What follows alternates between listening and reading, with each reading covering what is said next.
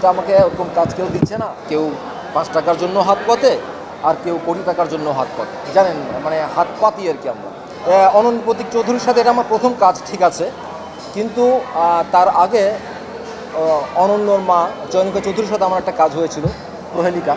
প্রহেলিকার মধ্যে অনন্য script writing না, মানে যাবতীয় টোটাল জিনিসটার মধ্যে সে জড়িত ছিল।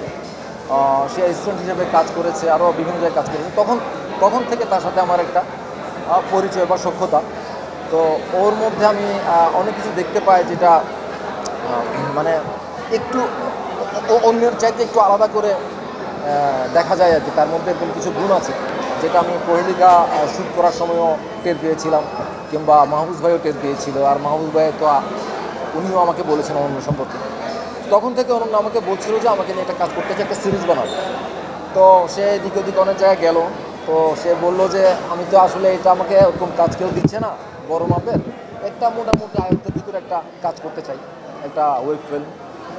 তো স্ক্রিপ্ট দেখালো, স্ক্রিপ্টটা নিয়ে আমরা কিছুদিন কাজ করলাম। একটু আগে যে অবস্থা ছিল তার থেকে একটু ডেভেলপ হলো। তারপরে এটা আমরা গত বছর শেষের দিকে করলাম, নভেম্বরে মনে হয়।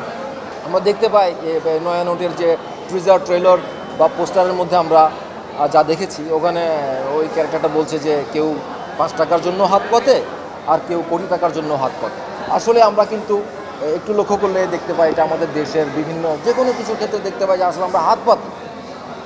হাত শুধুমাত্র খুব গরিব বা ভিক্ষুক তারা পাচ্ছে তা নয়, এটা আমাদের একদম উপরের লেভেলে যারা আছে, আপনারা সাংবাদিক মানুষ, আপনারা খুব ভালো করে জানেন, আপনারা জানেন, মানে হাত পাতি আর কি আমরা।